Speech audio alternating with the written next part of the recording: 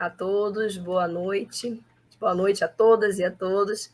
O meu nome é Adriana Gomes, sou professora de História do Programa de Pós-Graduação da Universidade Salgado de Oliveira e em nome de todos os pesquisadores do Núcleo de Estudos de História do Espiritismo, no UESC, eu queria agradecer imensamente a presença de vocês, prestigiando o nosso segundo encontro do ano de 2023. Lembro a todos que os nossos encontros eles ocorrem sempre na última quinta-feira do mês e a nossa próxima reunião ela vai acontecer no dia 25 de maio com o pesquisador Carlos Sete. A gente vai lembrar, logicamente, no final dessa nossa apresentação. E para aqueles que quiserem certificação, eu peço a gentileza de acessarem o site da Universo, que eu vou colocar no chat para vocês, e seguir o passo a passo direitinho, para que possam ter a certificação assegurada. Muito obrigada a todos mais uma vez. Humberto, muitíssimo obrigada pela sua presença, generosidade de estar aqui conosco. E, Rodrigo, agora segue contigo. Obrigada, meu amigo. Bom, boa noite a todos. Eu sou o Rodrigo Farias. Estou aqui na capacidade, né, de coordenador do Núcleo de Estudos de História do Espiritismo, no UESC. E hoje estamos fazendo, né, o nosso segundo encontro deste ano, em que ouviremos o professor Humberto Schubert Coelho. Para quem não conhece ainda, né, o Humberto é professor adjunto do Departamento de Filosofia da Universidade Federal de Juiz de Fora, né, é também professor do Programa de Pós-Graduação em Filosofia, também da Federal de Juiz de Fora. E, por último, minha filha, coisas assim, lives tem dessas coisas. Pode dar oi, Aurora, dá oi para as pessoas. Ok. Profíssimo. Olá, Aurora. Pronto. Não tem nada mais filosófico do que a paternidade. Enfim, e por fim, continuando a apresentação do Humberto, ele também é coordenador da área de História e Filosofia do Núcleo de Pesquisa, Espiritualidade e Saúde, o NUPES, cujo coordenador esteve com a gente mês passado, né, o professor Alexander Moreira Almeida. E, por último, mas não menos importante, ele é membro também da Academia Brasileira de Filosofia, membro titular, então, entre várias outras funções, né, e hoje ele está conosco para falar sobre o tema Metafísica e Ciência, os riscos da oposição.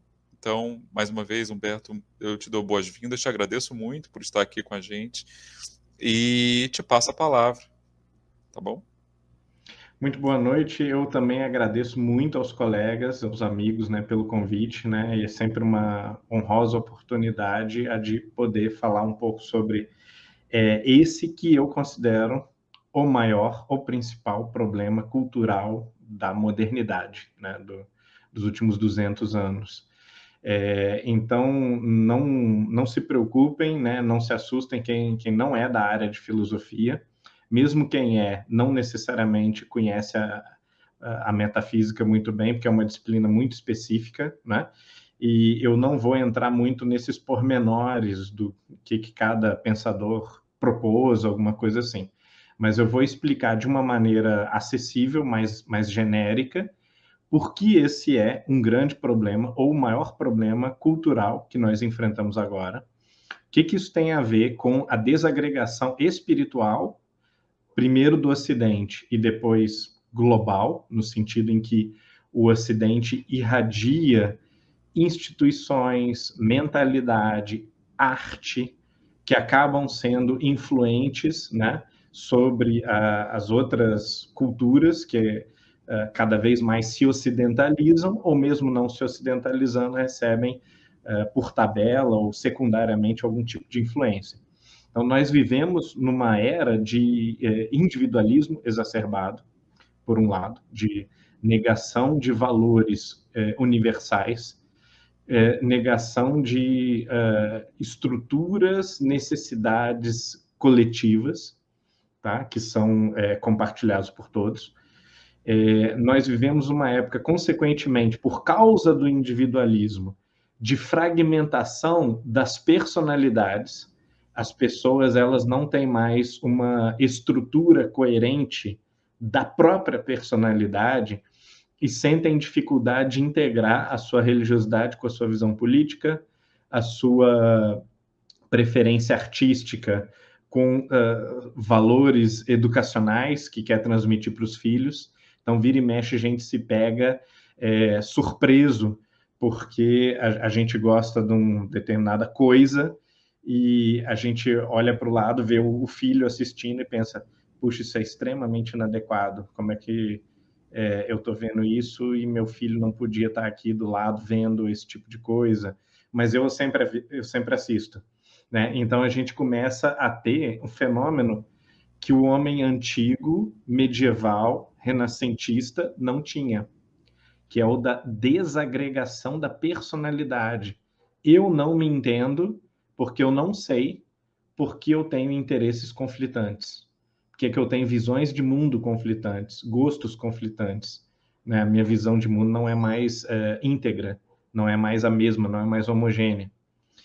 E, é claro, como qualquer fenômeno e qualquer processo evolutivo histórico, isso é altamente problemático por um aspecto, mas é bom por outros aspectos. Então a gente não também precisa demonizar esse grande problema, que é o problema do individualismo, da fragmentação das personalidades, da fragmentação social, né, da polarização, dos extremismos e tal, porque, num sentido muito filosófico e historicista da palavra, né, nós entendemos todos esses processos como processos naturais do amadurecimento das consciências individuais e coletivas, na medida em que é necessário que as consciências elas se fragmentem, elas se fragmentam. Se o contexto social, histórico, científico e tal, né, não permitisse essa fragmentação, isso não aconteceria. É simples assim. Então, desde que a gente evite as catástrofes, esse processo fragmentador, ele não é necessariamente um mal puro. Ele traz males, mas ele precisa ser entendido como parte do processo de amadurecimento da sociedade e das individualidades dentro da sociedade. Pois bem, qual é a raiz do problema? A raiz da fragmentação é entre muitas aspas, morte da metafísica. Um termo comum no século XX, principalmente na primeira metade do século XX.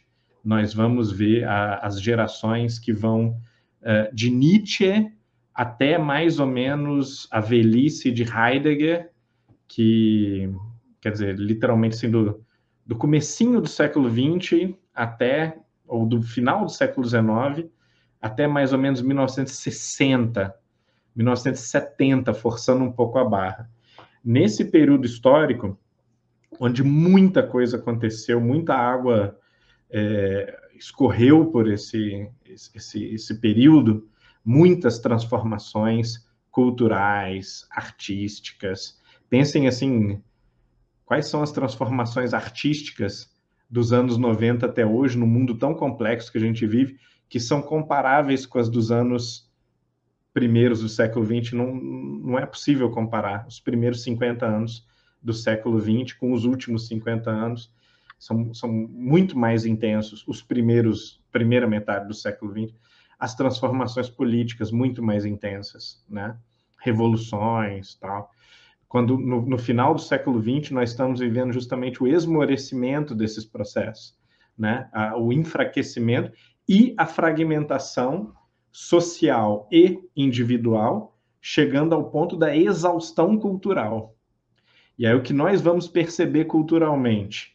Movimento punk, no movimento de desilusão política ou de apolitização dos anos 90, né? Um descontentamento, um nojo da política no começo do século XXI. Então, esses movimentos mais recentes, eles testificam ou nos falam de um tipo de esgotamento do processo de fragmentação. Na filosofia, o que a gente observa, o que a gente percebe? Que isso é compatível com um retorno com força total da metafísica. Metafísica volta a ser uma grande questão depois de 70, 80 anos de quase morte, de desprezo, né, de receber assim, um desprezo cultural generalizado, ela volta com força total. E parte do problema, né, o Eric está até recortando aí, né, observações de Kardec sobre metafísica e tal, né, parte do problema tem a ver com a forma como nós entendemos o que é metafísica e qual é o seu papel. E é por isso que é absolutamente imprescindível apresentar historicamente o que é a metafísica, como surgiu, que papel desempenhou na Idade Média, que papel desempenhou no começo da modernidade, na formação das ciências. Vejam bem, Bacon e Descartes, que são os dois pais do método científico, são dois grandes metafísicos. E na sequência, os próximos grandes filósofos que vão elaborar o método científico, Spinoza, Leibniz, Wolff, Kant, são todos grandes metafísicos. Ou, na pior hipótese, como no caso de Kant, por exemplo, né, fazem uma crítica metafísica que ainda é essencialmente uma crítica sobre e baseada nos princípios primeiros do pensar. E como que o pensar estrutura a realidade ou pode estruturar um método de entendimento da realidade, tá? Então, a grande discussão que domina o pensamento racional, que domina a cultura ocidental, desde Sócrates até os dias de hoje, é uma discussão que envolve a metafísica, né? Não é exclusivamente, claro, metafísica, mas é uma discussão que envolve muito a metafísica, em que a metafísica vai aparecer como o chão das outras ciências. Tá? Quando a gente diz assim que a filosofia é a mãe das ciências, um mote comum, um chavão comum, né? Muitas pessoas imaginam que isso significa uma mera antecedência, uma mera ancestralidade. Como se, por exemplo, a filosofia é a mãe porque veio antes, porque foi a primeira tentativa, a primeira elaboração racional da realidade, alguma coisa assim. Mas não é bem isso, né? Ela é a mãe no sentido genético mesmo, no sentido de que as ciências herdam ou são constituídas a partir do pensamento crítico, autocrítico, coerente, racional, lógico, da observação da realidade, ou seja, dos fatos, etc, etc, etc. Então, de todas essas características, o modo de pensar científico, ele herda muito do modo de pensar metafísico, que é a preocupação fundamental sobre os princípios primeiros que orientam toda a realidade, todo o saber. Hoje em dia a gente tem o hábito de falar de saberes, né? Que é uma palavra para a qual não cabe o plural, né? É o saber, né? É a compreensão racional da realidade. Não é como, por exemplo, os conhecimentos, que aí sim são muitos, porque são também finitos, né? Então, é um conhecimento sobre a bananeira, sobre a jaqueira, sobre a jabuticabeira, né? Então, é possível ter múltiplos. O saber é uma espécie de visão filosófica que sintetiza e engloba todo o conhecimento possível, toda a arte, tudo aquilo que é pensável, numa síntese. Isso é basicamente metafísica. Né? O objetivo, né, do saber é uma visão que a gente pode chamar mais ou menos de metafísica, uma visão unitiva, uma visão sintética, a partir da qual a realidade é um todo coerente e, portanto, nós podemos ter a pretensão do conhecimento. Sem metafísica, portanto, não existe conhecimento, não existe estética, né? Nós vamos chegar à conclusão de que a beleza está nos olhos de quem vê, né? Não existe um padrão de beleza, uma capacidade de apreciação que seja universal. Não existe horizonte ético, né?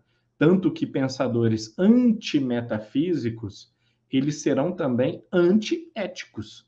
Eles vão declarar com todas as palavras, né, como o título famoso de Nietzsche, nós estamos para além do bem e do mal. O bem e o mal são uma ordem cósmica do certo e do errado. do que se deve fazer moralmente. Se nós não acreditamos numa ordem cósmica, se nós não acreditamos numa ordenação que envolve o mundo e o ser humano, então não tem como falar em ética, né? Os filósofos do século XX, que são antimetafísicos ou pós-metafísicos, como eles preferem se definir diferentemente, né? De diversas maneiras, eles vão dizer o seguinte: não é mais possível escrever um livro de ética. Então, Heidegger, Sartre, não vão escrever ética, porque isso não faz mais sentido. Filosofia moral não existe mais. O que a gente pode fazer agora é descrever como é que o ser humano se comporta. O ser humano se comporta, isso é um fato. Agora, qual é que é o comportamento adequado e inadequado? Isso não existe mais. Isso depende de uma ordenação metafísica, né? De que os fins e os meios, eles respeitem uma lei quase que natural, né? Pensadores metafísicos todos, eles vão entender a moralidade como uma lei, né? Existe uma lei moral, existe uma ordem moral, existe uma verdade moral que é supra-humana, por assim dizer, né? Ou mesmo que não seja supra-humana, que seja humana, que seja íntima do ser humano, essa verdade moral ou essa ordem moral, ela ela promana, dimana de um princípio cósmico, né? É a verdade sobre a moralidade, é a verdade sobre a natureza moral.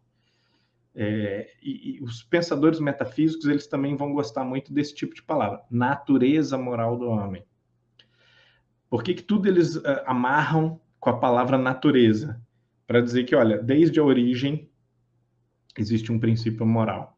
Desde a origem existe um relacionamento com a realidade. Desde a origem, né? Pode ser da criação, pode ser das leis do próprio cosmos, da natureza e tal. Mas desde a origem existe uma relação íntima entre política e moralidade, por exemplo, né? A política é um desdobramento da moralidade, é uma aplicação da moralidade, né? Se essa ligação é íntima, os filósofos mais metafísicos, são basicamente todos até mais ou menos século XIX, eles vão dizer assim que essa ligação natural ou íntima entre política e ética é uma ligação que vem desde fundamento da realidade humana, da natureza humana, da natureza das relações sociais, etc, etc, etc.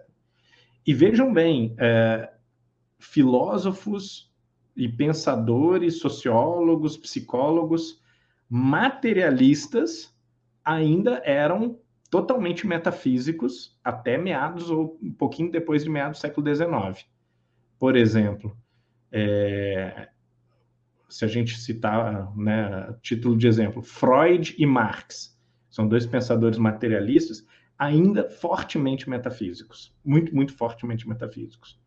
Por exemplo, o ego, o id, o inconsciente, nada mais são do que elementos metafísicos. Não são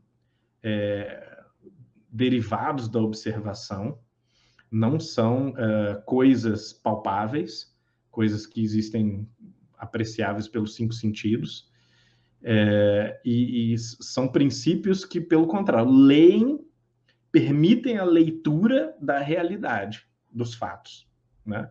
Princípios à luz dos quais os fatos fazem sentido.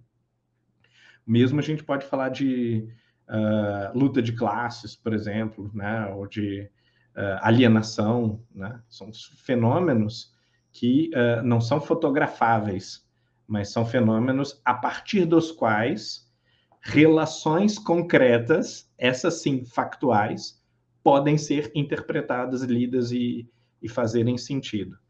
Então, embora a religião tenha sofrido um golpe terrível no começo do século XIX, com Schopenhauer, com Marx, com Herbart, mais ainda, né, positivista, né, com Comte também, criador do positivismo, a metafísica teve uma sobrevida de uns 30, 40 anos após esse golpe terrível sobre a religião, sobre a teologia. No entanto, esses pensadores, embora eles ainda fossem metafísicos, meio que sem saber, eles já se opunham à metafísica, já entendiam que a metafísica tinha alguma coisa a ver com a religião. Um modo de pensar universalista demais, um modo de pensar as coisas a partir de princípios e leis gerais, fundamentais, e não a partir da mera observação.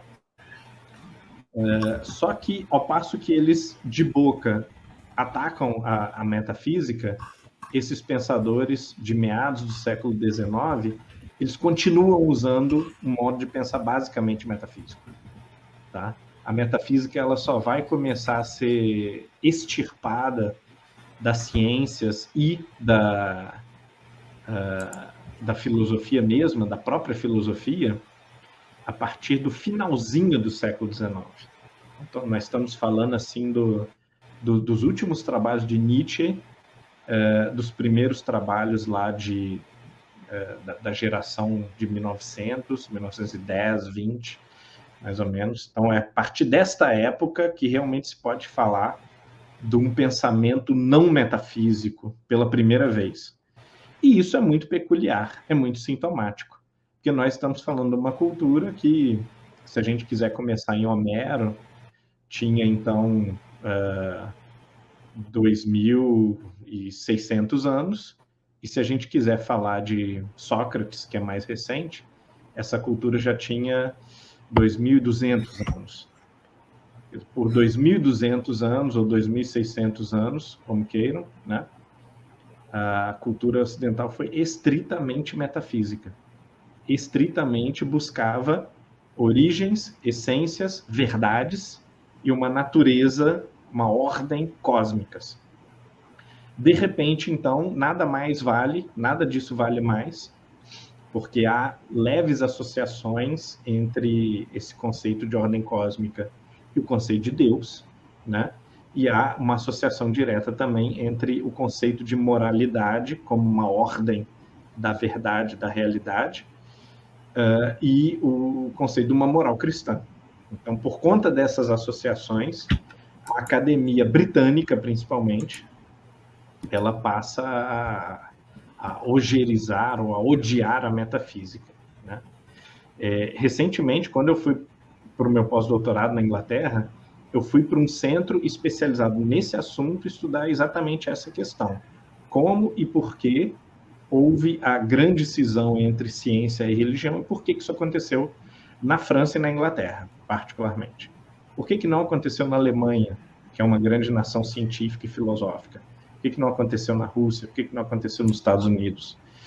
De certa maneira, continuaram conciliando, mesmo que por baixo dos panos, a fé e a ciência, a religiosidade e a ciência, a espiritualidade e a ciência. Bom, há várias razões muito complexas assim, para a gente expor, são principalmente histórico-culturais mesmo, tá?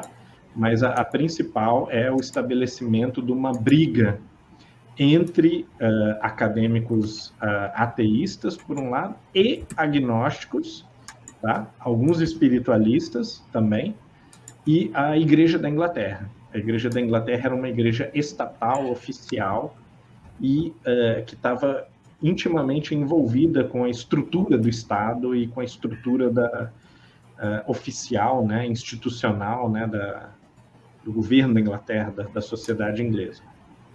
Então, por uma série de razões, os acadêmicos britânicos, eles queriam se livrar dessa amarra e passaram a entender a religiosidade, a igreja da Inglaterra, como um inimigo que precisava ser combatido, domesticado ou eliminado, extirpado do cenário, né? A mesma coisa não é verdade, não vale nos Estados Unidos, por exemplo, onde você tem múltiplas igrejas. Essas igrejas não são estatais, elas não têm nenhum amparo, nem muita influência sobre o Estado, até porque são muitas, então elas estão competindo em todos os níveis, político, influência cultural, estão competindo, né? E, portanto, por causa dessa não associação entre igreja e Estado, essa não é uma limpeza que os acadêmicos sentem ser absolutamente necessária. Não é uma necessidade premente do acadêmico inglês, do acadêmico americano, do intelectual americano, né? Enquanto que do inglês, sim. Para o inglês é uma necessidade premente. Né? Na Alemanha, o cenário sempre foi outro, porque a Alemanha nunca foi um país laico, sempre foi uma nação cristã, constitucionalmente, e a universidade nunca foi laica. A universidade alemã, em todos os estados que eu saiba, ela é cristã. Então, todas as universidades, eu estou falando das universidades estatais, não são universidades privadas ou da igreja, tá? Todas as universidades estatais, elas celebram o culto do Estado, que é, na Alemanha, por conta de várias razões históricas, o catolicismo e o luteranismo ao mesmo tempo. Essa foi a forma como os alemães superaram as guerras religiosas e os conflitos religiosos entre católicos e protestantes. Eles resolveram, em algum momento da sua história, dizer, olha, os dois valem, os dois são institucionalmente, estatalmente, né, politicamente validados, e não existe dízimo, né? Você paga no imposto de renda, você declara o quanto que você vai destinar para a Igreja Católica ou para a Igreja Luterana. E você é obrigado a pagar, né? Então, todos os alemães, mesmo muitos sem religião ou ateus, eles pagam essa taxa, ou eles têm que fazer uma declaração especial de que eles não têm religião, né? Tem que provar que não tem religião, alguma coisa assim.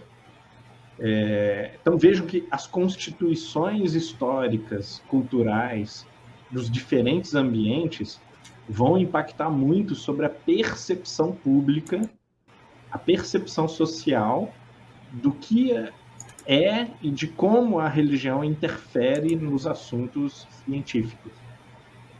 Por tabela, isso vai afetar e vai influenciar muito a metafísica, porque ela é tradicionalmente associada à religião, embora basicamente não seja. Né? Eu vou dizer aqui agora, né? Foi inventada na Grécia e muito tempo depois vai ser associada ao cristianismo, e por conta da Idade Média do Renascimento, né? 1400 anos de associação íntima com o cristianismo, ela acaba por ser identificada com o cristianismo, com a teologia cristã particularmente. Mas essa associação ela pode ser muito frutífera em alguns aspectos e ela pode não ser necessária ou obrigatória em outros aspectos. Essa é uma confusão capital a respeito do que é a metafísica e que vai levar muitas pessoas modernas, muitas pessoas hoje em dia, a terem assim, um ojerizo, um desprezo pela metafísica como se a religiosidade tivesse subterfugicamente ou subrepticiamente tentando influenciar a ciência, o que é um erro muito grave na minha visão. Vou tentar mostrar isso. Tá? Então, vou passar aqui um texto muito rapidamente, só de linhas gerais mesmo, tá, gente? Sem muito discurso. Bom, em primeiro lugar, a divisão histórica entre ciência e metafísica, ela respeita necessidades de especialização técnica e compartimentação das ciências que só fazem sentido a partir da fundação da Universidade de Berlim na primeira década do século XIX. Antes da fundação da Universidade de Berlim, não havia um grande número de ciências ou de disciplinas acadêmicas, né? Nós tínhamos algumas poucas disciplinas práticas, como a medicina e a engenharia. Nós tínhamos as ciências naturais, que era uma única faculdade que englobava diversos estudos da física, química, a biologia e a psicologia, inclusive. E nós tínhamos filosofia e teologia como as ciências puras, ou as ciências abstratas. Não em todo lugar, porque era uma disciplina também muito prática, havia também as faculdades de direito, desde a Idade Média, desde o final da Idade Média. Muito bem. Hoje em dia, se a gente olha para uma universidade atual, qualquer universidade praticamente a gente olhar, esse é um número muito pequeno de faculdades. Mas a partir da fundação da Universidade de Berlim, a gente já tem essa sensação de uma universidade parecida com a nossa do século XX, com, sei lá, 15 faculdades e algumas disciplinas sendo inventadas a cada pouco tempo. Uma das primeiras delas foi a de História, por exemplo. Foi inventada a faculdade de História por Hegel, basicamente. E engraçado que o filho mais velho, se não me engano, de Hegel, se torna um importante historiador e também da sequência, tem uma importância muito grande na confecção do que seria a disciplina História independente da filosofia. Até então era uma subdivisão da filosofia. Muito pouco tempo depois, também influenciado por Hegel, alunos dele, né, influenciados por Marx, por exemplo, vão começar também a projetar o estabelecimento de uma sociologia, ou de uma ciência da sociedade, uma ciência político-social, cultural, né? O que não é concebível antes de Hegel, porque Hegel inventa a lógica das relações sociais.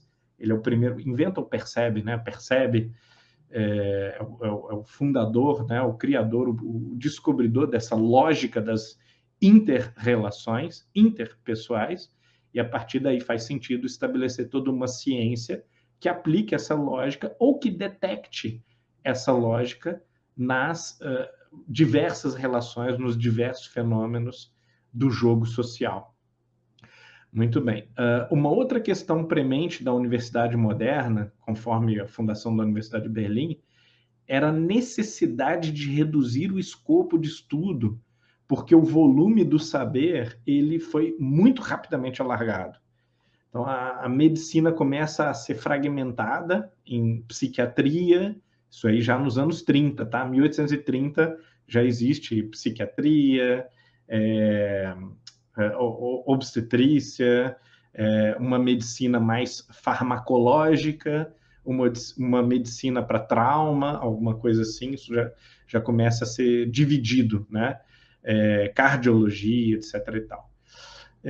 Então, cada vez mais se torna impossível que uma pessoa saiba muito sobre a sua própria especialidade. Então, vão surgindo as subespecialidades. Isso afasta cada vez mais as pessoas de uma visão integral do todo. Cada vez mais as pessoas estudam a história do Segundo Império brasileiro e não a história universal, por exemplo. Cada vez mais as pessoas estudam ou um idioma ou outro e não idiomas, como era na Idade Média ou no Renascimento, né? Por fim, uma outra questão que contribui com o ataque ou a morte da metafísica é a péssima compreensão da maioria das pessoas sobre o significado de metafísica, que é altamente abstrato para a maioria, inclusive para muitos cientistas. A maioria das pessoas que tem algum problema com a metafísica não tem ideia do que ela significa e a atacam como se fosse assim um tipo de irrealidade, ou como se fosse um discurso sobre o sobrenatural, o que está além da física, né? Pois bem, contudo, porém, entretanto, a filosofia nasce da discussão sobre a realidade, uma discussão da qual parte também a ciência, também a lógica, que hoje são ambas exaltadas, né, contemporaneamente, e essa discussão sobre a ciência e sobre a lógica, ela nasce intimamente vinculada a uma discussão sobre o que é a realidade, ou seja, uma discussão metafísica, né? Então, Platão, que é o criador do modelo racional e crítico de explicação ou de compreensão da realidade, mostrou que a metafísica e o conhecimento, essas duas coisas se pressupõem mutuamente. Quer dizer, não é possível conhecer se a realidade não é estruturada, se o ser humano, enquanto parte da realidade, não é também estruturado racionalmente, e se as estruturas da realidade e do pensamento humano não são compatíveis.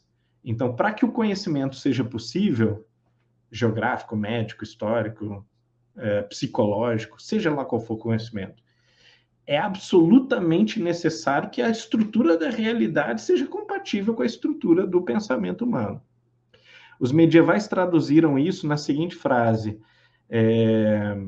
adequatio rei intellectus, quer dizer, é necessário pressupor uma adequação possível entre as coisas e o intelecto humano. Se o intelecto e as coisas não podem se adequar, então o conhecimento não é possível, ponto final, né? Então, imaginem, como que é possível hoje em dia nós termos a pretensão do conhecimento negando um discurso sobre a realidade, um discurso sobre a adequação entre a realidade e o pensamento. Aristóteles, né, foi o criador de metade das ciências, antes do surgimento das ciências especializadas, é claro, né? Ele entendia que o estudo das particularidades das coisas era um preâmbulo para o estudo das essências ou das universalidades das coisas. Então, saber o que é uma maçã era um preâmbulo, uma introdução ao conhecimento sobre o que são frutas, o que são plantas, sobre o que é a vida, que é o reino biológico, né, e assim por diante. E, por outro lado, o estudo das essências ou dos princípios fundamentais das coisas também é uma condição para o estudo das particularidades. Então, não faz sentido a gente ter uma ciência especializada, seja a odontologia, seja a ornitologia, seja entomologia, seja a gramática, seja qualquer coisa, se junto dessa ciência especializada, qualquer que seja, a gente não adere uma visão sobre a coerência de todas as ciências, sobre a universalidade. Pois bem, na Idade Média, que é onde o problema começa, não lá, né, mas depois que a Idade Média vai se tornar tabu e vai se tentar separar a cola que a Idade Média fez entre teologia e metafísica, mas na Idade Média, como tudo é de Deus, tudo é coerente, né? Então, todas as coisas, sendo de Deus, sendo Deus o Criador, o mantenedor das coisas, todas as coisas são coerentes. Então, um pouco ao contrário do que as pessoas pensam, os medievais, no geral, estou falando dos filósofos, né? Não as pessoas na Idade Média, nem os sacerdotes em geral, mas os grandes intelectuais, os grandes filósofos medievais, eles vão entender que não há absolutamente nada que se possa criticar ou reprovar na ordem natural, já que o que é natural veio de Deus. E o que veio de Deus tem aprovação, tem um selo de qualidade, por assim dizer, da coerência, da ordem, do propósito, da adequação num plano maior, num todo coerente. Muito bem. Já no iluminismo quase, ou um pouquinho antes do iluminismo, Spinoza, por exemplo, que não é um autor nem um pouco religioso, ele vai ainda manter esse tipo de pensamento, dizendo que, por exemplo, não existe nada de sobrenatural ou de antinatural ou de anormal, porque tudo aquilo que existe é natural. Então, a conclusão final do iluminismo, ela é coerente com a filosofia antiga e medieval, né? Se existe, se é real, nunca é improvável, nunca é inadequado. O que existe é o caso, o que existe é válido, o que existe é racionalmente sustentável. Então, até 1800, a gente pode dizer que não existe contradição assim nessa... Não existe nem oposição que seja a esse tipo de pensamento. Então, vejam bem, ao contrário do que as pessoas imaginam às vezes, Santo Tomás de Aquino, por exemplo, né, o autor principal da igreja, ele vai defender que tudo que dá prazer é bom. Geralmente as pessoas têm uma noção de negação da realidade física e tal, né? Que no baixo nível intelectual do clero é uma verdade, mas no alto nível intelectual, né, com base na necessidade metafísica de harmonizar todas as coisas, foi obrigatória a conclusão de que se uma coisa gera uma sensação boa, se ela parece boa, isso é compatível com ser boa, com a sua essência boa. Então, com base nisso, São Tomás de Aquino vai dizer, bom, se dá prazer é bom. Então, Deus aprova a boa comida, as relações sexuais, né? O descanso, né? O divertimento, o lazer, todas as coisas que geram bem-estar, que dão prazer às pessoas, né? A distração, o riso, tal, né? Claro, nem sempre o que o filósofo pensa é o que a cultura em geral pratica, mas por uma necessidade de coerência, o filósofo, ele sempre, forçosamente, ele não pode ter uma visão onde a realidade seja fragmentada, esteja em contradição consigo mesma. Então, a ideia é muito comum de que há uma oposição entre o espírito e o corpo, uma guerra entre pensamento e matéria, ou entre o espiritual e o material. Essa é uma noção cultural de baixo nível intelectual, por assim dizer. Bom, só mesmo no século XIX, isso é 2100, 2200 anos depois do surgimento racional, as ciências, elas finalmente serão separadas da metafísica. Ainda assim, grandes cientistas sabem muito de filosofia, de metafísica, e grandes filósofos sabem também bastante de ciência, até mais ou menos 1930, 1940, tá? Exemplos, né? Filósofos como Cassirer e Karl Popper sabem absurdamente, sabem muitíssimo sobre física, né? Whitehead, né? Um filósofo matemático dos mais importantes, que é tanto um grande matemático quanto filósofo. Gödel, Bertrand Russell, Max Planck, né? É um físico que sabe muito sobre filosofia. Mesma coisa dá para dizer de Heisenberg, Bohr, Einstein, Dirac, Poincaré, né? São físicos que de maneira nenhuma ignoram as linhas gerais da metafísica, embora, claro, isso seja uma exceção. No terreno da psicologia, William James, Wundt e Jung, todos conhecem muito bem a filosofia e particularmente a influência da metafísica sobre o que eles estão fazendo. No campo das ciências sociais, Max Weber, né? Então, considerado um filósofo, por alguns até por justamente ser muito competente, ainda um dos últimos sociólogos muito competentes em filosofia. William Dilthey, que é o pai das ciências humanas, o criador do conceito, inclusive, de ciências humanas, né, de um campo humanístico em contraposição e distinto de um campo das ciências naturais, era também um grande filósofo, né? Tinha uma visão muito metafísica, não por acaso, que justificava a coerência e o lugar sistemático das ciências humanas no campo geral do saber, incluindo as ciências naturais.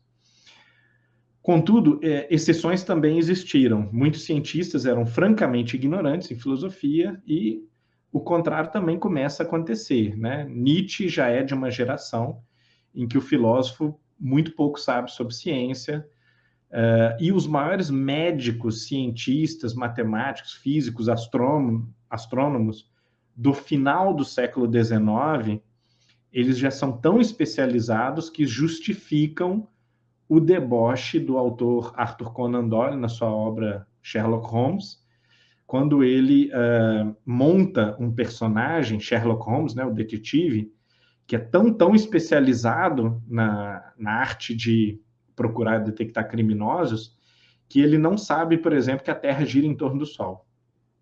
E aí o seu funcionário, né, o Dr. Watson, que é um médico que ajuda o Sherlock Holmes, ou seja, um médico detetive, a gente poderia dizer assim que exprime mais o lado direito do cérebro, conciliador, sentimental, olha para o contexto, para a conjuntura, tem justamente uma visão mais integral ou metafísica da realidade. Ele vai ficar chocado que o aparentemente perfeito e genial Sherlock Holmes, que é o exemplo do hemisfério esquerdo do cérebro puro, né, trabalhando sempre na precisão analítica, na ordem dos fatos, nas associações entre os fatos e tal.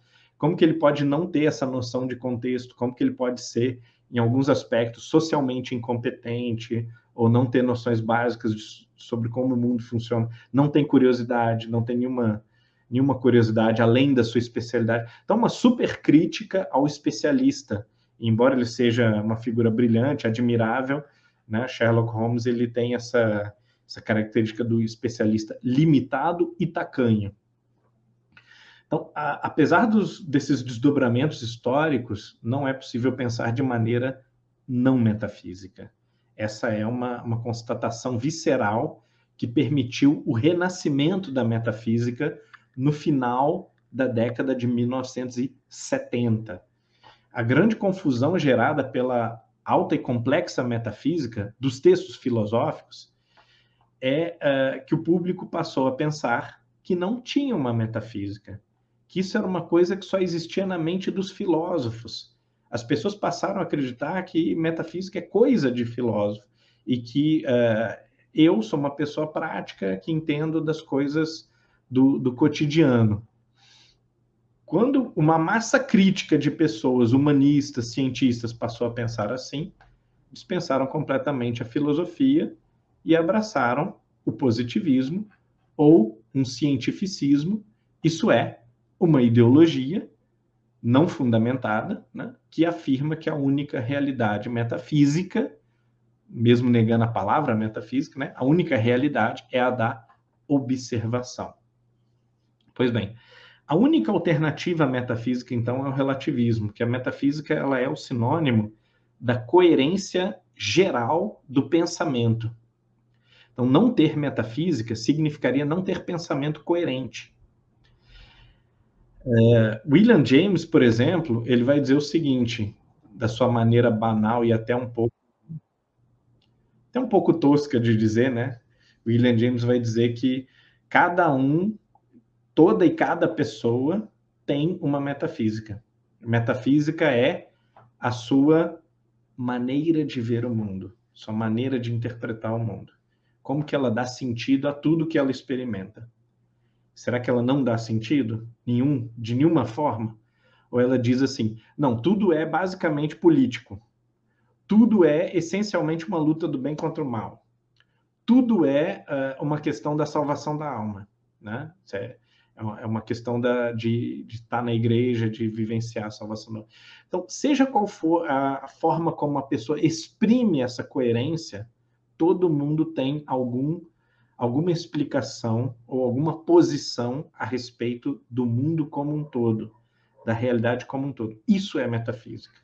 Isso todos nós temos, todos vocês têm, e é muito perigoso não ter. É muito ruim para a ordem e para a coerência das nossas ideias não ter uma noção de como o todo funciona, de o que é a realidade.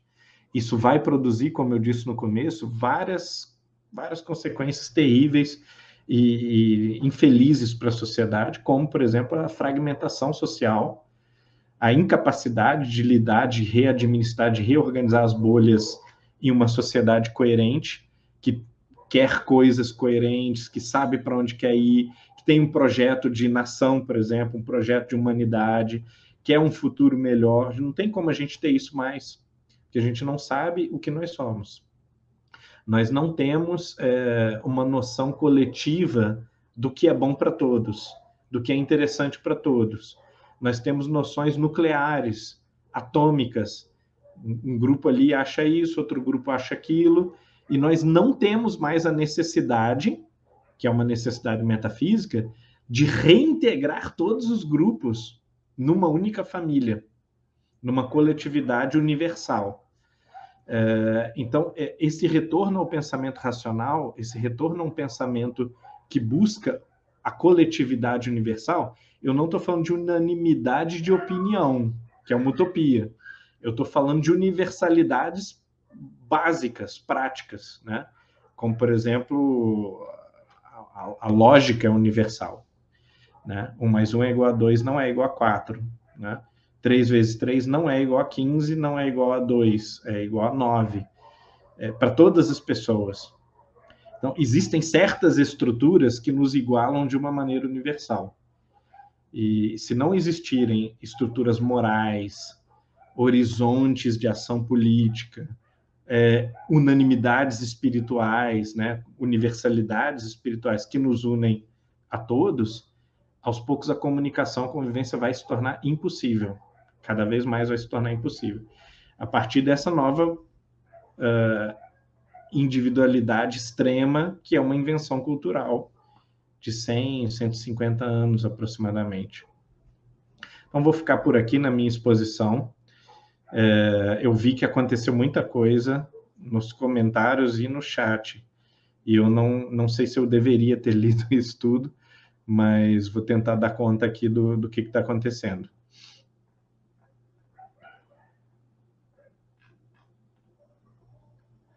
Ok.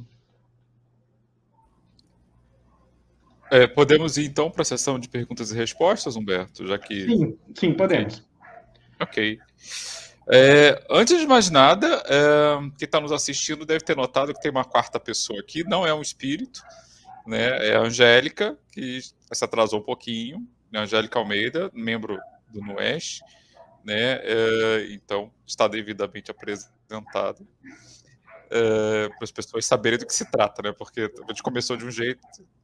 Enfim, então, ok. A gente tem algumas questões nos comentários, mas antes de passar para elas, como sempre, eu vou me valer do meu privilégio de anfitrião para perguntar primeiro. Tem que ter alguma vantagem, né? Então, assim, enquanto você for falando, você passou por várias coisas, e bom, eu sou de história, então eu fiquei tentando relacionar a coisas que me são familiares, né? E talvez mais do que alguns outros historiadores, eu sou um pouco empírico pra caramba, né?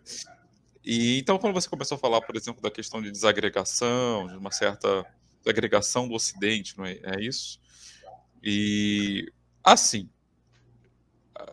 eu fiz um doutorado, aí meus vieses. Eu fiz um doutorado sobre pensamento conservador nos Estados Unidos. E, assim, me pareceu muito familiar, né? Quando você foi... O diagnóstico que você primeiro apresentou antes de entrar na questão dos pensadores.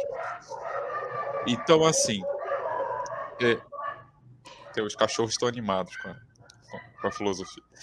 Acontece, gente, live tem dessas coisas. Filho que entra na transmissão, é o cachorro que tem um ataque histérico no fundo da transmissão. É isso aí mesmo, e seja o que Deus quiser. O importante é que a ciência avance apesar disso. Ou às vezes com isso também. Então, esse diagnóstico, né, que você apresenta de uma certa desagregação, de uma espécie de crise, né? Hoje se fala muito em diversas crises, né? Eu lembro que desde a minha faculdade de comunicação se fala de crise de representação, crise não sei o quê, fora as crises habituais que entram para os telejornais, econômicas, políticas, culturais e tal. Mas, assim, quando é que não houve crise e desagregação, né? Eu sempre vou pela questão da negação, né? Porque eu fui lembrando, por exemplo, de Spengler, né? Os meus conservadores de estimação nos anos 50 lá dos Estados Unidos também tinham muito um certo alarme, né, quanto à questão das mudanças culturais, a perda de valores ou de referências, etc. E, claro, em um mundo super digital e super conectado como o nosso, isso é muito... dá mesmo essa impressão de que nada é muito firme, tudo muda muito rápido. Então, mas assim, de novo, quando não foi assim? É certo que a gente tem uma noção de tempo acelerado hoje, né? Mas antes também havia uma série de crises, havia uma série de problemas, menos pessoas participavam desses debates, né? A gente, por exemplo, a gente tem que se dividir hoje. Você quer fazer uma pesquisa acadêmica, né? Você falou do estudo de línguas, você falou, né, do contato com outras disciplinas, mas era também uma época em que as ciências não apenas eram menos numerosas, por exemplo, mas havia muito menos autores para processar, ainda era concebível, por exemplo, na minha área de história, né, um historiador do século XIX dizer que história de verdade era história romana, porque era uma história que, se você passasse a sua vida inteira, você conseguiria ler tudo. Todas as fontes que estavam disponíveis até aquele momento. Hoje isso é absolutamente inviável, né? Eu posso passar a minha vida inteira, viver até os 80 anos e não ter lido todas as fontes relevantes sobre a história romana. Então, o que eu queria perguntar é... qual é o grau de consenso que pode haver, se é que existe, né, desse diagnóstico de decadência ou de crise, né? De onde vem esse diagnóstico, né? Porque, assim, falando do nosso presente agora, me parece que, assim, é um discurso que hoje, na nossa vida prática, parece muito atrelado a um certo campo político específico, e claro, tem outras motivações também, né? A questão ambiental está aí. A gente pode falar muito em muitas crises bem concretas, mas no campo que você está falando, né, no campo mais da cultura, da educação, dos valores sociais, eu queria ouvir mais sobre essa parte, né? De onde vem essas visões? Ótimo. Essa é uma pergunta muito importante. Eu tenho até cansado as pessoas ao falar do meu livro sobre a história da liberdade religiosa, mas eu acho que é uma tese sobre a história do Ocidente, de que, de certa maneira, eu não consigo contornar essa visão, né? Eu acho que é razoavelmente aceita essa noção de uma desagregação, aceleração, de uma talvez diluição da estrutura fundamental da sociedade ocidental, que aparece em críticas de diferentes origens, como, por exemplo, a crítica da sociedade do cansaço, né? A crítica sobre perda dos valores, que é uma crítica mais conservadora, né? Uma crítica assim, de uma decadência vista do ponto de vista conservador, mas de outros ângulos a gente também vê essa crítica, assim, né? Quer dizer, eu sinto que de maneiras diferentes, se você lê tanto o Byung-Chul quanto o Zizek ou filósofos mais conservadores, eles vão ver essa noção da fragmentação, o que não significa necessariamente a crítica antiga a um conceito de decadência. Eu acho que isso é importante. E foi um termo que você frisou e que eu acho muito importante.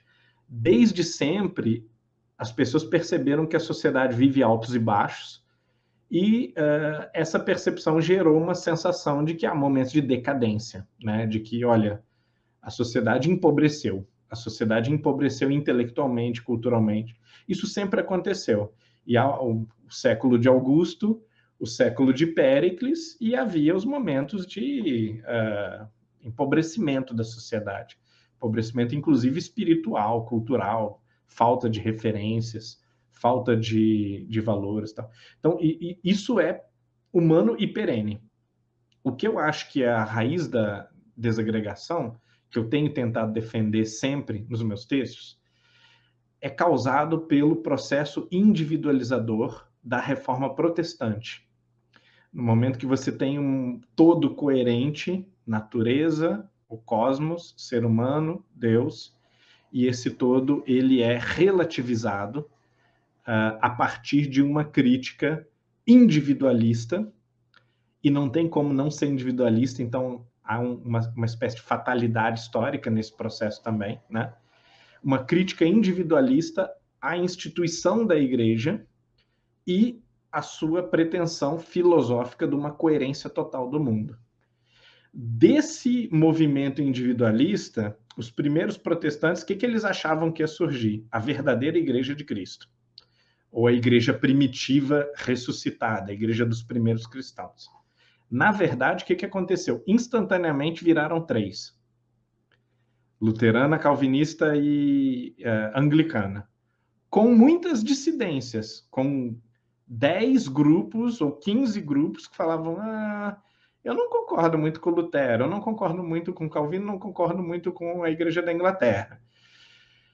Cada século que passou, só aumentou o número dessas igrejas, mostrando que as discordâncias não podiam mais ser conciliadas.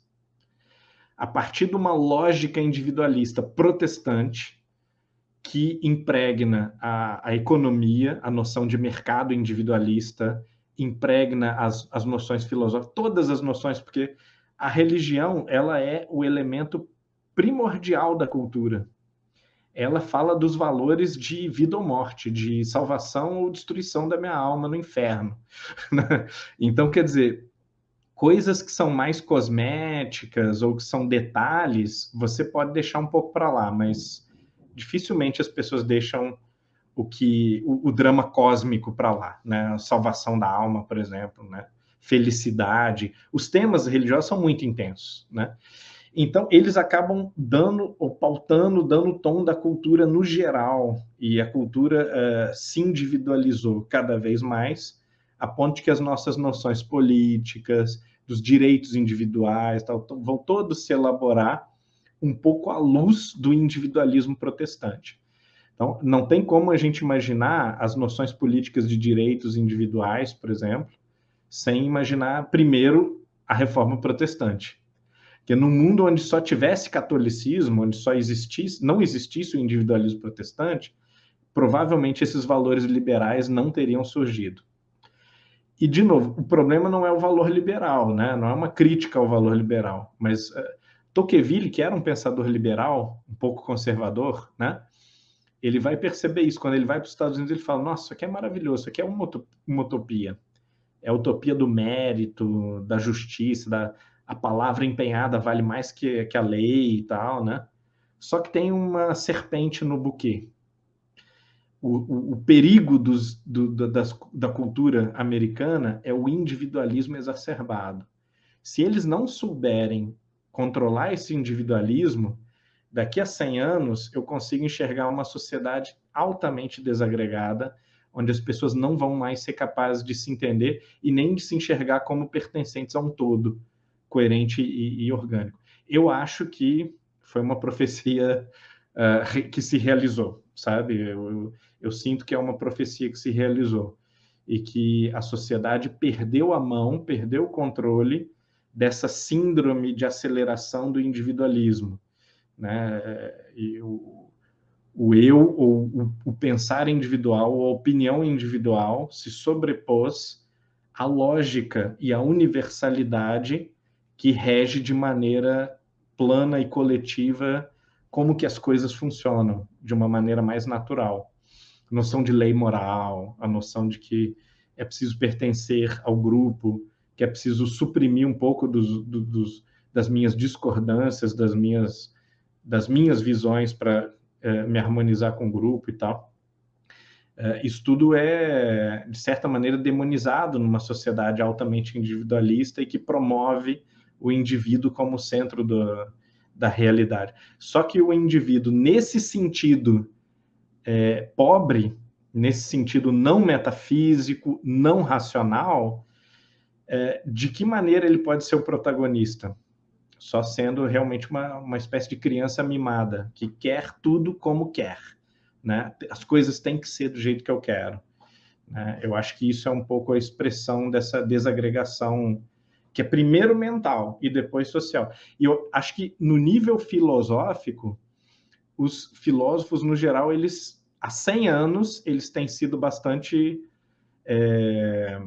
unânimes nessa percepção, com exceção dos relativistas, né? Os relativistas são os que estão apostando na desagregação, justamente. Estão dizendo, olha, não existe mais esse negócio. Isso morreu com a metafísica. Não vai mais haver uma reestruturação da sociedade, ou da individualidade, ou da consciência.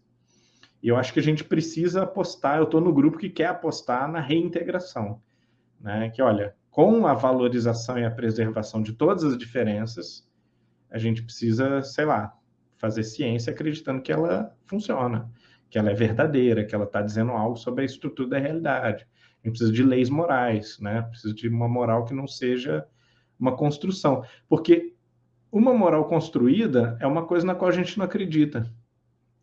Quando o calo aperta, eu penso assim, poxa, isso aqui é uma invenção social. Ah, vá para o inferno, eu vou fazer.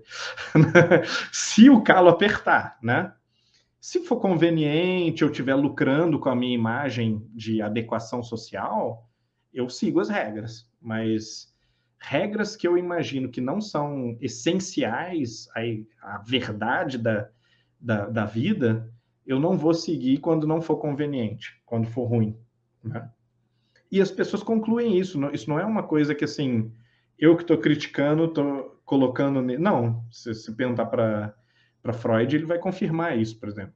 Você perguntar para o Foucault, ele vai confirmar isso, de certa maneira. Né? Então, é preciso que a gente entenda, eu sou muito, vou confessar aqui, tá, gente? Eu sou muito hegeliano.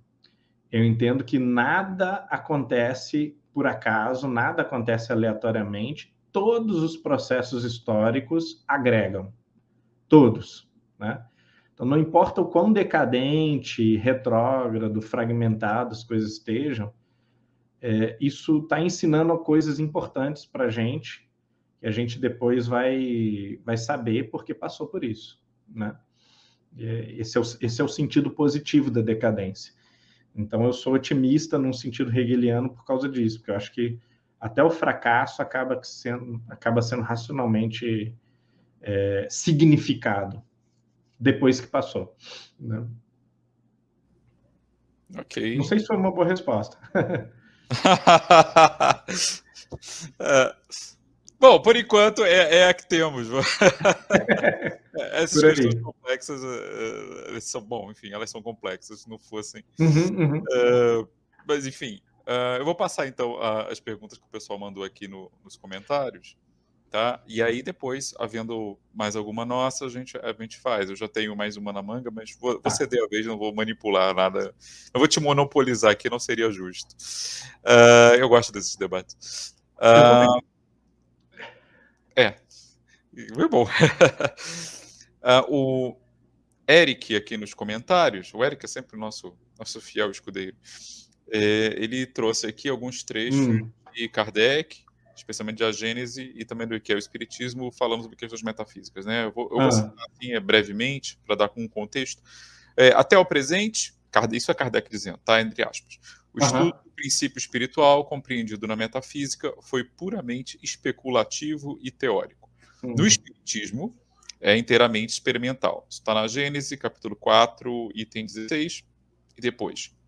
O Espiritismo, segunda citação, prende-se a todos os ramos da filosofia, da metafísica, da psicologia e da moral.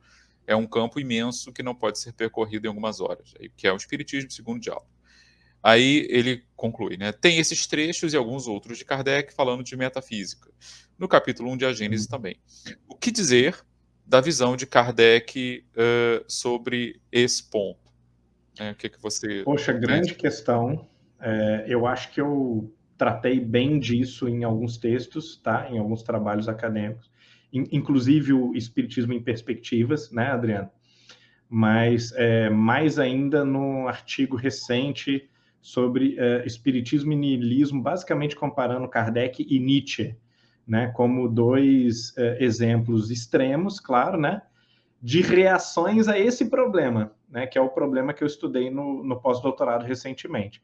Né? Se há uma crise entre ciência e religião, e elas começam a ser entendidas como opostas, como que a filosofia tem que reagir a essa crise? Ela como um terceiro observador, olhando para a briga entre as amigas, né? Ciência e religião estão lá brigando, e a filosofia assim, papai, o que eu vou fazer agora? Né? Eu que sou a mãe, como é que eu reúno as filhas que estão rolando na poeira lá, arrancando os cabelos umas das outras? Então, a resposta de Kardec é a resposta um pouco parecida com a que eu dei agora. É preciso uma reintegração. Precisamos reintegrar ciência e religião, sem subordinar uma outra. Porque o erro grande cometido muitas vezes pela religião foi tentar domesticar e subordinar a ciência. Não funcionou. A ciência hoje sabe que não pode subordinar a religião. O que tenta fazer? Eliminar e dizer, olha, isso aqui não vale nada, isso aqui joga no lixo, que não é compatível conosco. Então, vamos tentar reconciliar as irmãs, né? Minhas filhas, venham aqui, vão conversar, vocês têm que se gostar, que vocês são irmãs e tal. É mais ou menos esse o trabalho da filosofia para Kardec. De certa maneira, Nietzsche dá uma resposta inversa, mas ao mesmo tempo igual a Kardec em alguns sentidos. Em parte, ele também quer reconciliar a espiritualidade, não a religião, mas a espiritualidade e a ciência. O pensamento coerente e objetivo e o pensamento coerente sobre o sentido da vida. Mas, ao contrário exato de Kardec, ele acha que a fragmentação não é solúvel. ela é uma tragédia com a qual nós temos que lidar. Uma das coisas com as quais a gente tem que lidar, por exemplo, é com a atual inexistência de Deus e com toda a falta de sentido e falta de moralidade que decorre fatalmente da inexistência de Deus. Então, diferente de muitas pessoas, que as pessoas falam assim irresponsavelmente, né? Ah, mas eu tenho muitos ateus, são pessoas melhores do que qualquer cristão e tal. Bom, Nietzsche, que era um ateu, ele diz isso aqui é incoerente, é ilógico, porque não é possível uma pessoa ser boa e ser ateísta, basicamente porque uma pessoa que é ateia entendeu que não existe o bem, não existe o mal. Só existem as nossas paixões e a gente lida com isso. A gente administra as nossas paixões. Não existe certo e errado, né? Aí a gente lê, por exemplo, Para Além do Bem e do Mal, ele vai prometer e vai dizer, né? É necessário uma nova visão para esses tempos modernos, os tempos em que a metafísica morreu, foi superada, Deus morreu. É necessário entender que não é mais possível uma ordem cósmica. E nós precisamos lidar com a inexistência do bem e do mal. E com a aceitação de que nós somos bichos com interesses volúveis e variados. E precisamos administrar esses interesses, né? E a humanidade está na capacidade de administrar esses interesses bem, né? De uma maneira virtuosa, no sentido não moral, né? Mas no sentido do bem-estar, de uma vida digna, de uma vida plena, digamos assim. Ele vai concluir, no final das contas, que a única virtude que restou, né? Não existe mais justiça, não existe mais bem, não existe caridade, não existe amor, não existe nada. Só existe a Redlichkeit, que é uma palavra lamentavelmente intraduzível, que literalmente vem de reden, falar, conversar, e significa falar solto, falar sem filtro. Que a gente muitas vezes associaria com uma coisa meio sem noção.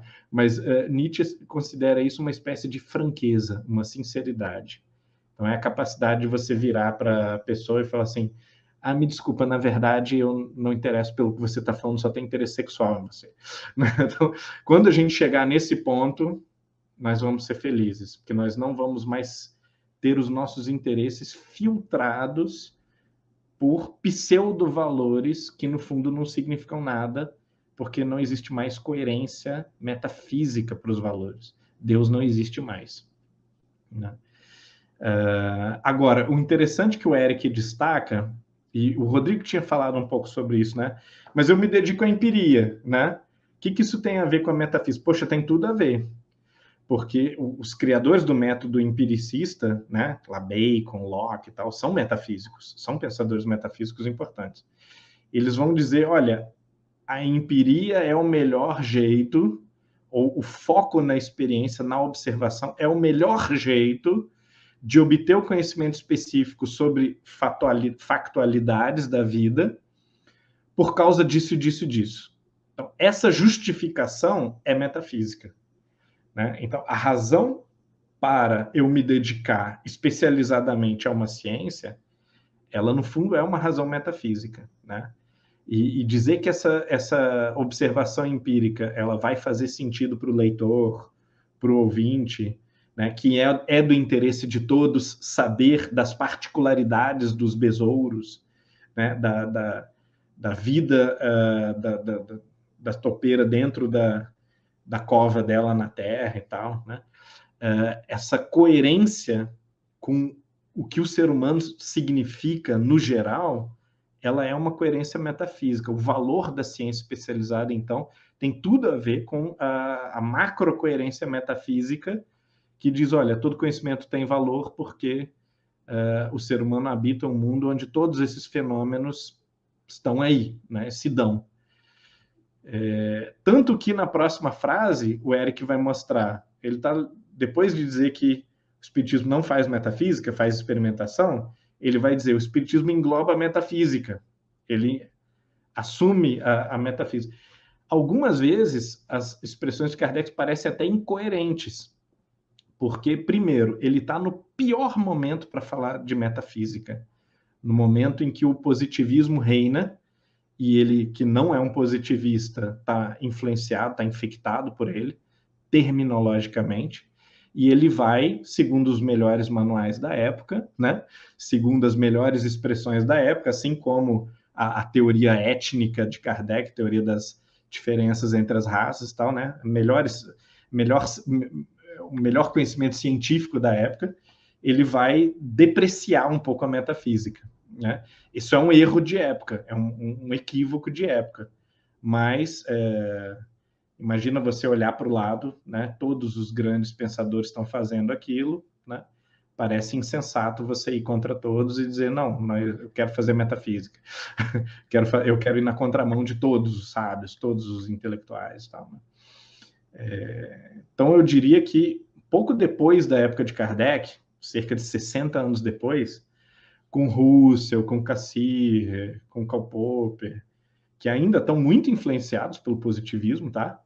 Já vai haver uma noção de que, opa, a ciência não se autofundamenta, né?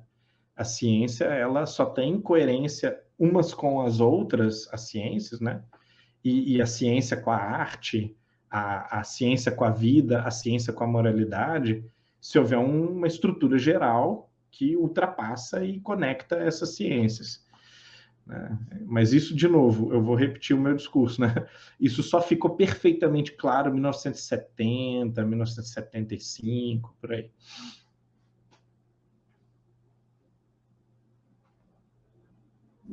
Bom, a pergunta seguinte, que é do Eric também, se o Kardec tinha um pensamento positivista, acho que você acabou respondendo, já deu spoiler. Ah, sim. Embora ele volte à carga da mesma forma, dizendo também que ele leu no seu artigo, né, acho que era no Espiritismo em Perspectivas, sobre a relação entre espiritismo e romantismo e idealismo. E pede que você fale um pouco sobre isso. Então, talvez aí você possa ter a chance de dizer também em que pontos exatamente o Kardec se distinguia do positivismo, porque essa é uma coisa meio que de senso comum. Para quem conhece alguma coisa de Kardec, assim, gente que não necessariamente é formada em filosofia, né? Geralmente é costumeiro dizer Kardec, o espiritismo nasce do positivismo e papapá. É meio senso comum. As pessoas têm uma noção. Senso comum deve ser uma das poucas escolas filosóficas que conseguiu passar um pouco para o senso comum, embora provavelmente de forma muito reducionista. Então, você pode falar um pouquinho disso, então, dessa relação com o positivismo e com o espiritismo, romantismo e idealismo. Pois, então, eu tenho só 3 trabalhos acadêmicos sobre Kardec e o espiritismo. Nos 3 eu trato exatamente dessa questão. Quais são as linhas de influência ou as escolas filosóficas na moda ou da época de Kardec? Muito bem. Indubitavelmente, a que era mais valorizada, mais reproduzida, mais respeitada era o positivismo.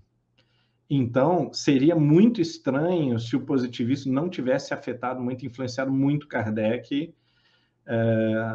nesse momento áureo, né, do positivismo. Tá? Então, quer dizer, as décadas de 1850, 1840 e 50, até 1900, 1910, elas são profundamente influenciadas pelo positivismo. Kardec não é uma exceção à regra. Mas diversas das suas características essenciais, seu estilo, das suas escolhas, contrariam o positivismo e mostram que ele não estava na caixa do positivismo, embora profundamente influenciado por ele. E é por isso que eu fiz a escolha metodológica, que é uma escolha que não é possível, não é fácil de se provar, tá?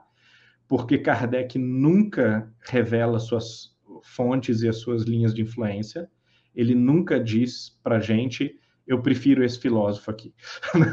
Eu gosto muito, eu li muito Kant, eu li muito Comte, eu li muito Voltaire. Ele nunca diz isso. Então, a gente só vê um pensador que tem uma erudição eclética, que era muito tipicamente francês, no começo do século XIX, e a partir dessa erudição eclética, é inclusive elegante de bom tom você dizer assim, qualquer um tem que reconhecer Rousseau, né? Quem não sabe que Rousseau é um pensador importante está totalmente por fora, né?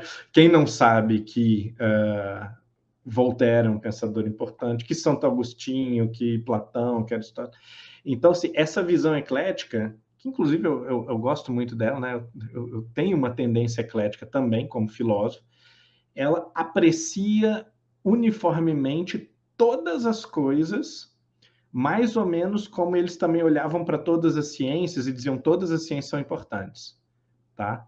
Todos os meandros da história, todo tipo de análise social, política, todos os insetos, algas, plantas que só existem no topo do Himalaia, todos os estudos são igualmente importantes, nada pode ser desprezado.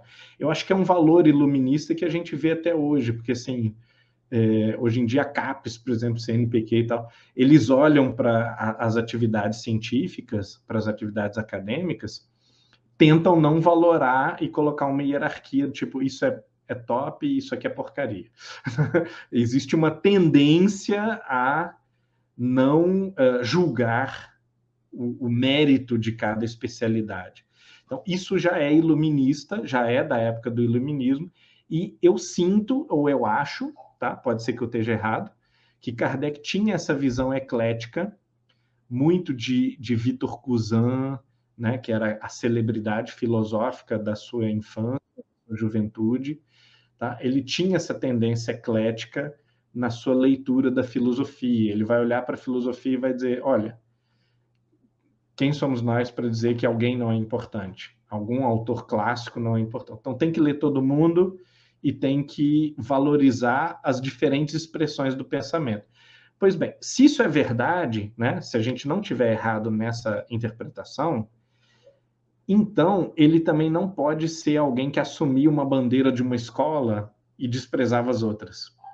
Essa tendência eclética, ela tem que se refletir num respeito e numa espécie de absorção meio que de tudo que está à mesa, tudo que está disponível no ambiente. Romantismo, idealismo, espiritualismo eclético francês, ou seja, Victor Cousin, pessoas que depois aparecem como comunicantes na codificação, como o padre Félicité de Lamennais, né? Antes ainda, 100 anos antes, tem o Fénelon, né? Na época tem Lacordaire, tem Chateaubriand. Quer dizer, por que todas essas pessoas estão comunicando, né? São pessoas que têm uma tendência filosófica muito específica, que parece muito com a de Kardec. Será que isso tem a ver? Será que há uma coerência, como parece haver uma coerência entre essas coisas? Enfim, são desconfianças mais do que certezas, tá? Mas como Kardec é muito sabonete e não revela o que ele leu, a gente também é obrigado a trabalhar. Se ele tivesse um tratado analisando Platão, seria mais fácil.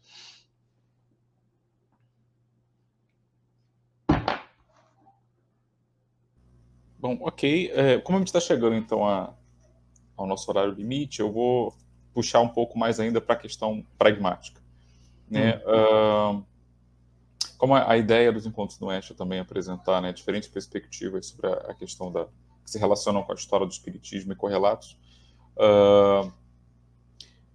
a partir do tema de hoje, né, e dos pontos que você destacou na sua fala, algum jovem pesquisador que quisesse iniciar em algum aspecto dos estudos a respeito acadêmicos, né, vamos deixar isso bem frisados aqui para a audiência, sobre história do espiritismo, ou história do pensamento espírita, ou, enfim, algum outro aspecto no estudo acadêmico do espiritismo, que orientação você daria, ou que sugestões você daria para esse jovem, seja de que área ele for, né? De repente pode ser alguém da filosofia também, né, que esteja interessado em algum aspecto disso, pode ser das ciências sociais, humanas. Que conexão você sugeriria que ele pudesse fazer, ou que ponto de partida, quem sabe, ou referência, que poderia ser útil para ele? Excelente. Também uma questão muito, muito importante, porque há muita confusão a respeito do que seria uma pesquisa em espiritismo, sobre o espiritismo. né? Então, há pessoas que procuram a gente e elas querem trabalhar ou propõem uma dissertação a partir de fontes espíritas, o que não é possível fazer academicamente. Isso é metodologicamente impossível, tá? O que a gente pode fazer? Por quê? O espiritismo, ele não tem uma estrutura metodológica acadêmica. Então, nós precisamos partir de ferramentas, de métodos, de autores, intérpretes da filosofia, da história, da teologia, sei lá, né, da ciência da religião, que sejam academicamente validados, e a partir desse ferramental academicamente validado, cientificamente válido, a gente vai fazer uma análise do espiritismo como um objeto. Assim como a gente poderia fazer uma análise da mística de São João da Cruz ou de Madre Teresa d'Ávila, né? Então, assim, isso é perfeitamente válido e perfeitamente acadêmico, desde que a gente adeque o método acadêmico ao objeto, que a princípio não é um objeto acadêmico ou estritamente acadêmico.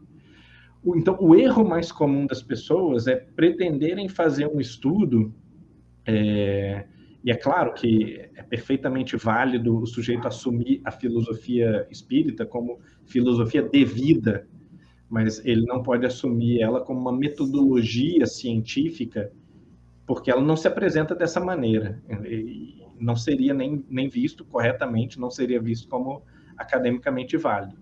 Então, é preciso acumular erudição e familiaridade com os métodos propriamente acadêmicos. E se debruçar sobre o espiritismo, que é um problema interessantíssimo, é um objeto interessantíssimo de análise, né? E aí, por exemplo, vamos supor que bom, né, que alguém assistiu essa apresentação, gostaria de fazer um estudo comigo, por exemplo. Teria as possibilidades dentro do que eu sei e do que eu faço, né? Por exemplo, associar o espiritismo à história do cristianismo, ou teologicamente, ou filosoficamente, né? O espiritismo em face do protestantismo, por exemplo, como um ramo do neoprotestantismo, que é a teoria de Ernest Troeltsch, por exemplo, o pai da história da religião, né? Da historiografia da religião como disciplina independente. Ele diz o seguinte: o espiritismo é neoprotestantismo. Ele está na onda das coisas, das várias coisas que ressurgiram no finalzinho do século XVIII e ao longo de todo o século XIX, como novas tentativas de protestar, novas tentativas de releitura do cristianismo, mais radicais ainda do que Lutero ou Calvino propuseram, né?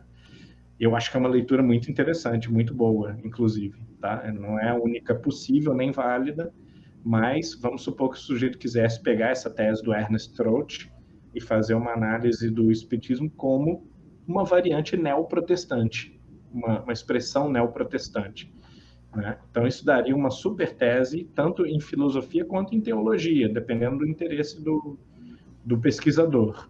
E a gente conseguiria mostrar no final, né, quais são as relações entre o espiritismo e essas raízes protestantes, essa raiz rebelde do cristianismo anticatólico, ou talvez individualista, ou em face à ciência, em face da ciência. Uma outra possibilidade que também eu conseguiria orientar, né? Que é, quando o sujeito propuser uma tese, uma dissertação, ele vai precisar saber se o orientador pode orientar aquilo ou não.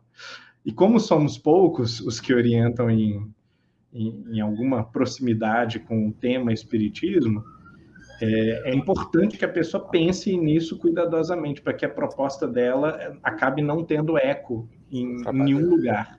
O que pode acontecer, a pessoa procura várias pessoas que têm interesse na minha dissertação, né? Isso é péssimo. Então, uma outra possibilidade seria esse diálogo fé e ciência, né? Como que isso acontece culturalmente ao longo do século XIX, como que o espiritismo é um exemplo disso, né? Aí eu, inclusive, publiquei esse artigo sobre espiritismo e niilismo como um exemplo desse diálogo, né? Agora, o céu é o limite. Do ponto de vista imaginativo, 1000 coisas academicamente interessantes poderiam surgir do interesse, a princípio, no espiritismo. Só que nem todas essas coisas vão encontrar a ressonância de um orientador capaz de adequadamente navegar nesse ambiente que a pessoa quer, né?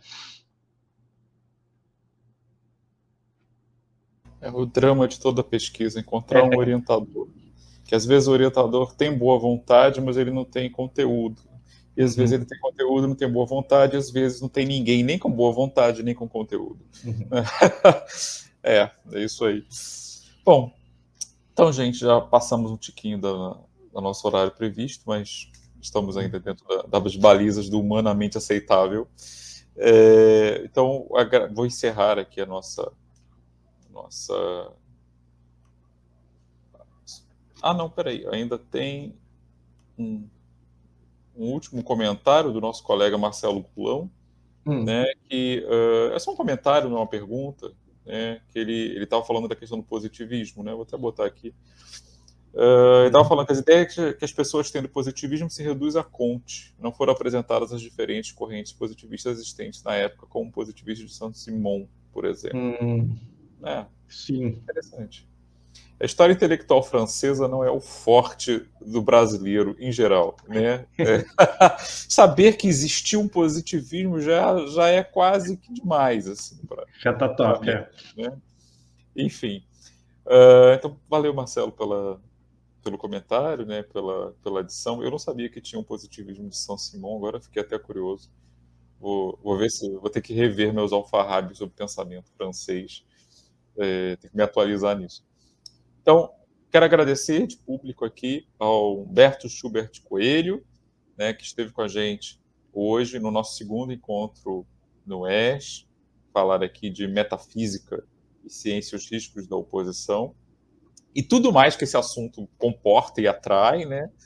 Dá para incluir um pouco de tudo nisso e o tempo sempre nisso. Então, obrigado, Humberto, por ter estado aqui com a gente, ter oferecido um pouco do seu tempo para dividir aqui com a gente.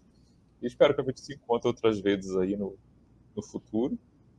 E a vocês que nos assistem, né, ao vivo, o pessoal que está no canal, e o pessoal que vai ver depois também, né, que isso vai ficar gravado no canal.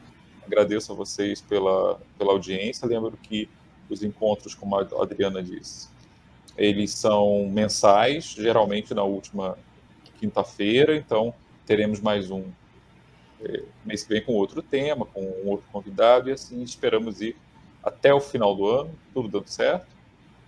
E a gente sempre lança, né, nas redes a divulgação do que vai ser apresentado com uma certa antecedência. E quem quiser ganhar a certificação, né, é só se inscrever lá no site da Universo. Tá bom? Adriana, você quer dizer alguma coisa para encerrar?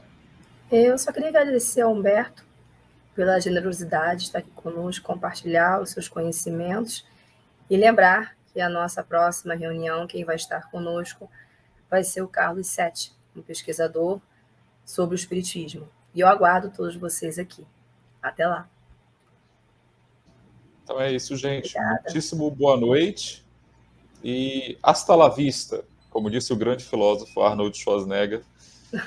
A gente se vê.